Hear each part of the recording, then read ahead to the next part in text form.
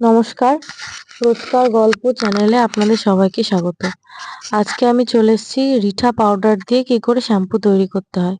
আমি বাজার থেকে গোটা গোটা রিঠা কিনে নিয়ে এসেছিলাম। সেগুলোকে ছাড়িয়ে রোদে শুকিয়ে আমি গুঁড়ো করে নিয়েছি। যেহেতু রিঠার মধ্যে চ্যাটচেটে ভাব থাকে, তাই এগুলো এরকম ভাবেই গুঁড়ো হয় আর গোটা গোটায় থাকে, অসুবিধা নেই তাতে। এটাকে ভালো করে জলে আপনি যতটা শ্যাম্পু করতে চাইছেন, আপনার রিঠা যতটা আছে ঠিক ততটা জলে আপনাকে এটাকে ভিজিয়ে রাখতে হবে। দিয়ে তারপরে এটা দেখুন সারা রাত জলে ভিজে সুন্দর ভিজে গেছে একদম। তারপর এটাকে গ্যাসের উপর আপনাকে চড়াতে হবে, চড়িয়ে লো ফ্লেমে এটাকে ফোটাতে হবে। যা জল আছে তার অর্ধেক করে নিতে হবে আপনাকে। যত এটা ফোটাবেন, যত এটা ঘন করবেন, তত আপনার শ্যাম্পু ভালো হবে এবং অনেকদিন আপনি এটা ফ্রিজে স্টোর করে রাখতে পারবেন।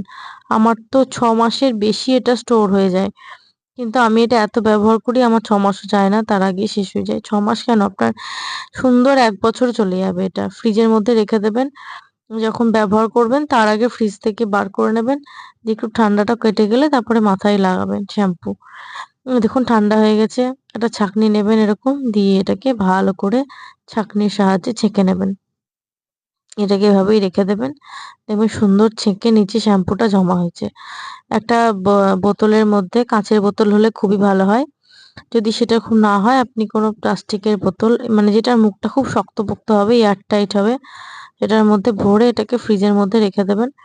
যখন যখন ব্যবহার করবেন তখন তখন বার করে এটাকে রেখে ব্যবহার করবেন। দেখুন সমস্তটা পড়ে গেছে, দিয়ে এরকম ছিবড়ে বেরিয়ে গেছে। এগুলোকে ফেলে দেবেন। দিয়ে শ্যাম্পুটাকে স্টোর করে রাখবেন।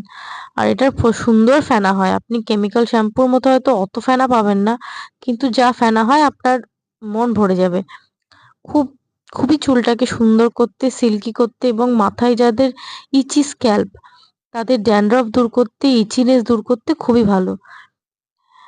দেখুন এটা কিরকম ফেনা হয়েছে ভিডিওটা। তাহলে অবশ্যই লাইক, কমেন্ট, শেয়ার করে দেবেন। আর অবশ্যই আমার চ্যানেলটিকে সাবস্ক্রাইব করবেন এরকম নতুন ভিডিও দেখার